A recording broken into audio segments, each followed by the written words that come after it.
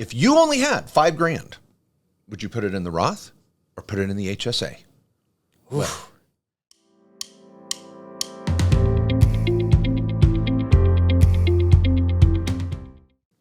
welcome, everyone, to the Directed IRA podcast with Matt Sorensen and Mark Kohler. We are so excited for today's episode and the great debate today. Roth IRAs versus HSAs. Okay. And that's health savings account for those of you that aren't in the fight yet. You're like, who's HSA? I'll take HSA. Yeah, Mark's HSA. I'm the HSA team. Yeah, so this is actually, today's podcast was born out of a dispute that Mark and I had last week on which is better. And we thought this would be a pretty good podcast episode. Yep. So getting to the point, many of you know a Roth is going to grow tax-free and come out tax-free, but you don't get a tax deduction on the way in. And there's all sorts of pros and cons that go along with the Roth when you compare it to even a regular IRA.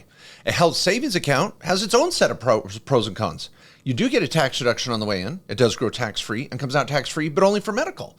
And then, again, a host of other little things. Yeah. And the big debate is, if you only had $5,000, would you put it in the Roth or put it in the HSA? Well, wow. We're going to debate that. Yeah, that's the question today. So, and this will help you learn a lot about the differences between the two accounts and how they can be used, where the pros and cons are. So, do you want to advocate? You're going to take the position of HSA. Yes. Like we drew straws, but also that's, I think, Mark's natural position. Who's got a coin in here? Is HSAs. Who gets the opening statement of why they think which one's better? Okay. We got a coin. Who's got a quarter? Anything? Can we flip anything? Anybody got anything? Let's flip your phone. Yeah, flip them. Okay, the lid. Okay. Okay. If the lid lands like this, you get to go first. Okay. If it lands like this, then I get to go. I think Okay. I'm going to lose. Okay, I'm going to You throw made it the here over rules. on the floor. Oh, jeez. It's up. I knew it. It's up. So That the means whole- I'm going? Yep, you get. Yeah. Okay. I'm going first. Opening statement. Hold it. No, that's mine. Oh. Does the lid go like that? Okay. Oh, it's me. Okay. Yeah, All I couldn't right. see. Okay, thank you guys. Okay. We had to get a third-party verification on that flip. Mark Kohler, opening statement. Okay, opening statement. Okay, that was legit. I mean, I literally threw it. Okay. Okay. All right. Here's my opening statement. They both grow tax-free. They both come out tax-free. But the HSA you can pull out for medical at any age. I'm not even going to worry about the tax deduction on the way in. Here, I'll That's throw the that cherry on top? That's a cherry on top. Okay. I'm going to throw out the point that the number one reason people pull out money out of their retirement account, sometimes with a penalty, and certainly after age 59 and a half, the number one thing they go to their retirement account for is not to go on a cruise, not take the grandkids to Europe, is to pay for medical bills. Number two, the number one reason for bankruptcy in America are medical bills. That HSA, we want to fund it, grow it, build it, and have access to it for our medical bills as soon as possible, even before a Roth IRA. Okay, that's my opening statement. Is that your opening statement? That's it. All right. Okay, can you do that? Okay, all right. What's Roth yours? IRA. Hear me on this, okay? This is the big point. For anything. Okay, Roth IRA. That money's coming out tax-free at 59 and a half. A little caveat there. But for anything. No matter what. I don't have to have medical. Maybe I work out. I'm fit. I don't have any medical issues. Thank you. I can use the Roth IRA for anything. And if I do have medical, I've been pretty solid on my Roth IRA and growing it. I could use it for that too. Now, I know I don't get a tax deduction on the way in. I get that. I'm okay passing on that because I want the freedom for anything. Okay. Now we have two options. Should I say, now take devil's advocate and tell you what I think's good about a Roth and HSA? We'll kind of go back and forth. Okay. Here's the reality, everybody.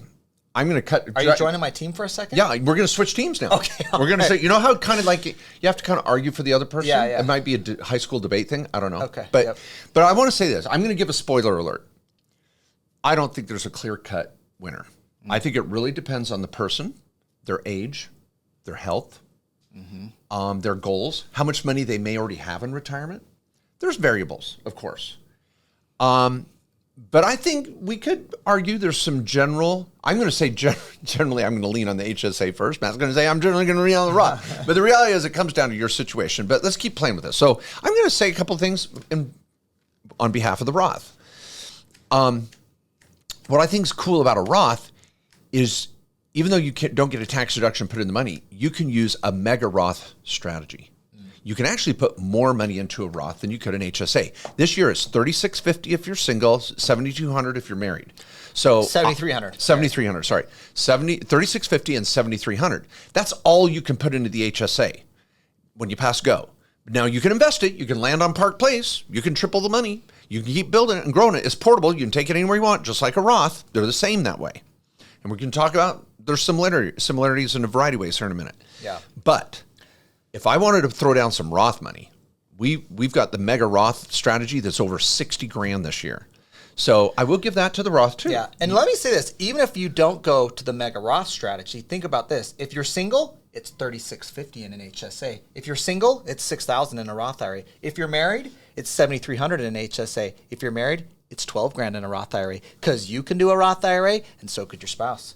And you know what? If your kids are involved in your small business, we're throwing in money in their Roth IRA too. Now, so you're breaking the rules already. See, I just went and argued for your Roth. You were supposed to come around and argue from the HSA. I know, you just sucked me more into the Roth. Oh my gosh. I'm like, and there's more. And there's a rope-a-dope.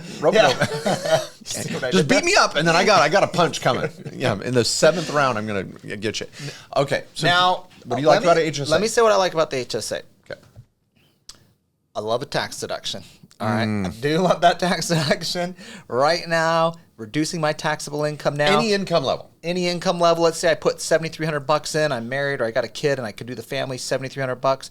I'm getting an above-the-line tax deduction. Doesn't matter whether I itemize or not. $7,300. If you're in a 30% tax bracket, that's saving you $2,000 in taxes. Okay. Love that. Okay. I got one other one. Okay. I'll give you another, but I'm arguing for Roth now. Okay. We kind of change sides. Right. Okay. Change teams, little, Seinfeld reference there. I'm for the Roth. Here's a cool thing about the Roth too. You can contribute to a Roth till the day you die at age 104. I mean, You can always be putting money into a Roth. So even clients that call up and say, hey, I'm taking Social Security, I'm in this, I'm in that. I'm like, hey, if you got money, put it in a Roth, because your kids will love inheriting a Roth. Inheriting a Roth is a big deal. Yeah, you don't want to inherit an HSA. You can't unless you're a spouse. That's right. Only a spouse can inherit an HSA. So I really like the fact that you can keep putting money into a Roth even after age 65. With an HSA, once you hit 65, you can keep investing your Roth bucket if you have money. I'm sorry, your HSA bucket if you have it. But you can't put new money into the HSA, because now you're on Medicare. Mm-hmm. The government says, enjoy Medicare. Yeah. Am I on HSA, or am I back on Team Roth? Am I still on HSA? I'm still on HSA, right? Yeah, you got to say something good about the HSA. Okay. What I do love about the HSA is we can get at it in any time. Now, there's a caveat on the Roths here too. There's a good point on the Roths here still. But the HSA, you can get it at any time. I've used an HSA, pay for kids' braces. I have 3 kids, and I've paid for 5 sets of braces, all right? Mm-hmm. How does that work? I don't know. But I'm like asking the orthodontist, I'm like, how did we do this? I did braces twice on 2 of my kids. Man, I got a good orthodontist. I'm like, I think this guy's a better businessman than he is an orthodontist. Jeez. Oh my gosh. So, but, I was getting a tax deduction to throw that money in. It was helping me now. And that money was coming right back out to cover medical. So some people use the HSA as a tool for today. They're not necessarily using it as a tax strategy for the long haul to invest and grow. I like that. I want everyone to get there. But for some people, the HSA works nice as, I've got an upcoming medical bill. It's going to cost me $1,000. I will not get a tax deduction for this.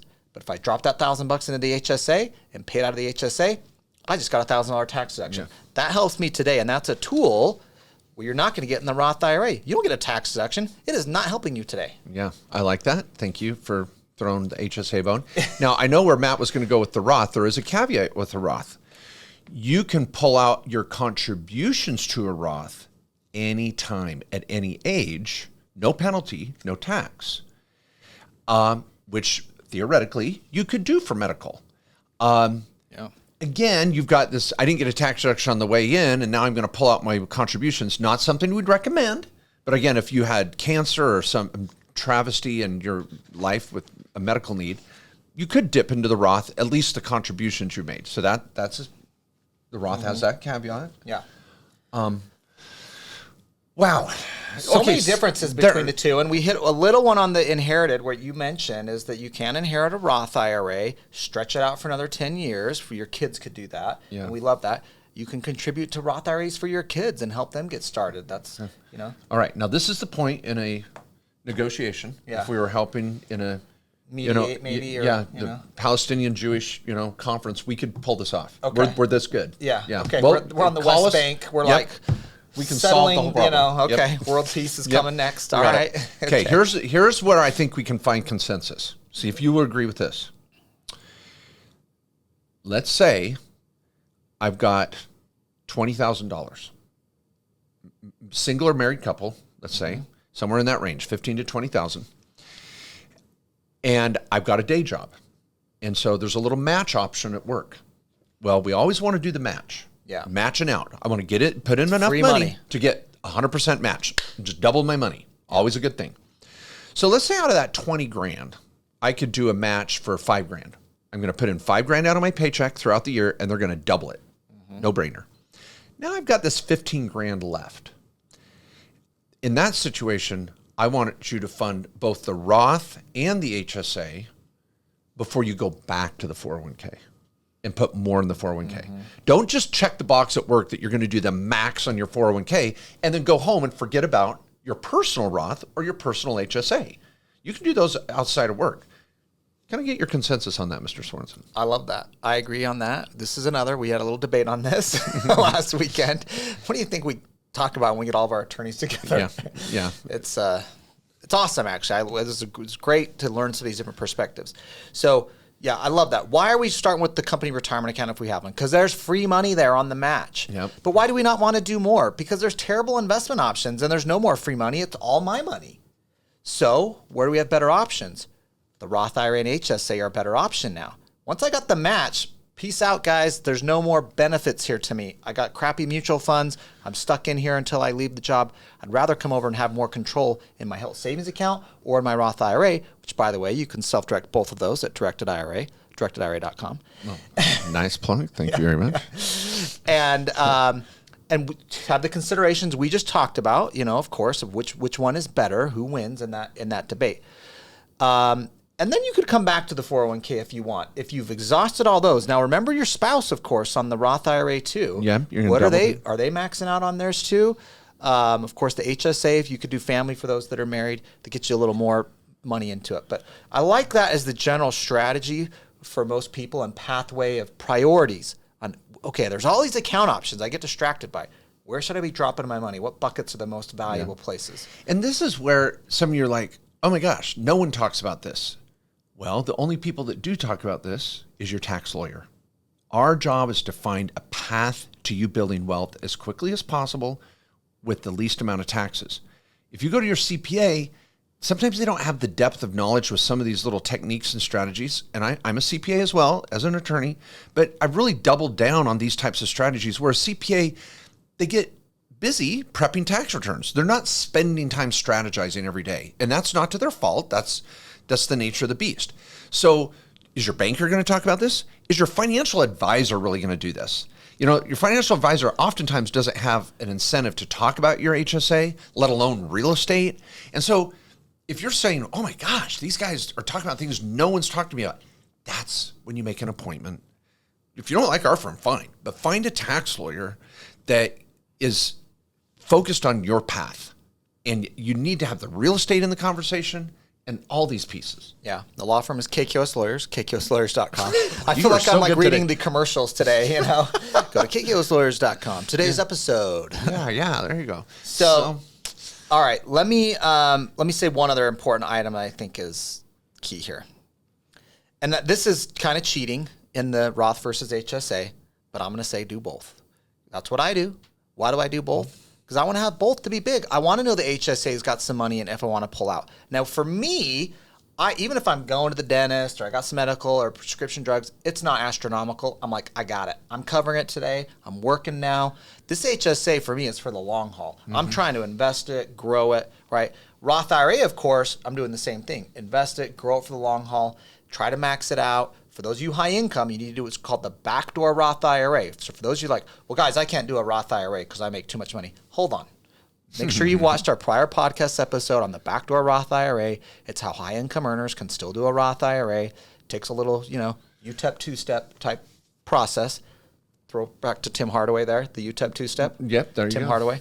Boom, Maybe boom, boom. old school basketball fans. Yeah. So, but I like to do both. And even if you're like, maybe you only have the $5,000 or $6,000, you might want to say, well, I'm going to do some in HSA, some in Roth IRA even. Because in 20, 30 years, depending on where your age is and you're sitting now, when you hit retirement, you like to have 2 of those buckets. Yeah. Always be building both of these buckets. I think that's something we can absolutely agree on. And I would say, I'm going to go at it another way and just say the big 3. Get your matching out at work. If you have a day job with a 401k match, always grab that.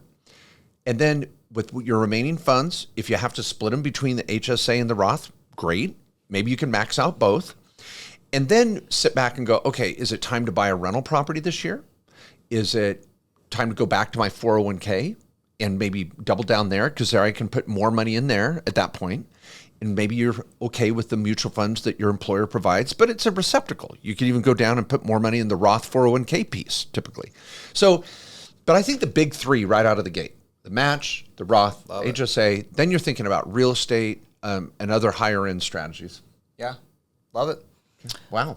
Yeah, we got to the point. Yeah. We nailed it. Sometimes these fights only go 2 or 3 rounds. Sometimes. I want to say one similarity, or maybe there's several, but one big one is, and Matt already alluded to it, you can invest both.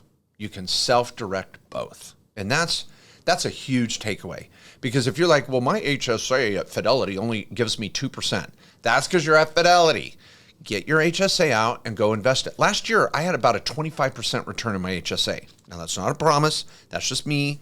I was doing, believe it or not, I did cattle in my HSA. I also have a rental property in my HSA.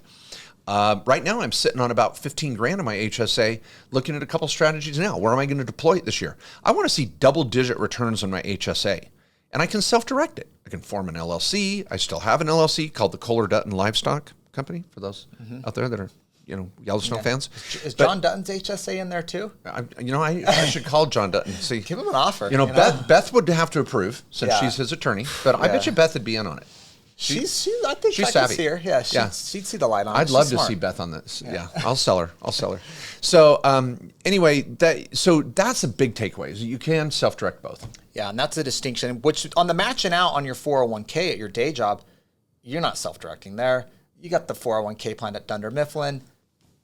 You're doing whatever you're eating whatever food they're serving in that 401k plan. Okay? Yeah. You don't have any freedom to eat what you want. So, and with the self-directed HSA, Roth IRA, what we do at Directed IRA, of course, you can invest in whatever you want. If you want to buy stocks, bonds, and mutual funds, knock yourself out. But most of our clients are going to do the unique things like Mark's has done cattle and real estate. I've done real estate and notes, and there's other things you can do. Private companies, all these things are possible with what's called a self-directed IRA or self-directed HSA. Okay, now I happen to write a book on it. Yep, there's the book. That's my and here's a book. Commercial. Yep, here's the book on the HSA. There's another book over there. Tax and Legal Playbook. It's okay. There's a book over here. Whatever book. What is that? Oh, yeah, self-directed IRA handbook. Okay, now I will say this in summary. If there's a lot to learning, do you qualify for an HSA? How do you get them funded? Blah, blah, blah. We've got other podcasts on that. We have podcasts dedicated to the Roth and the Mega Roth plan and all that. Yeah, so go do your homework on those things. But hopefully today was a nice summary of the debate. Yeah. The 2 awesome accounts out there that every American should be using to save. If you got the employer plan, I love the matching out we talked about. Roth IRA, HSA.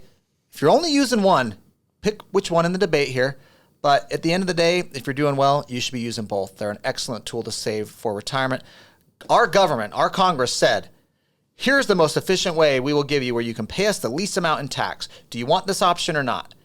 They put it in here for us. You just have to go take it and use it. Mm-hmm. It's there for the taking. Thanks, everybody. We'll be here next week for another episode of the Directed IRA podcast. Check us out on our sister podcast, the Main Street Business Podcast. We've got workshops this fall, still 4 or 5 of them. We've got the Real Estate Tax Summit, the Self-Directed IRA Summit, and several other business building workshops. Please check them out at our websites. It's all down there in the content below. Thanks, everybody. See you soon. Stay calm. Self-direct on.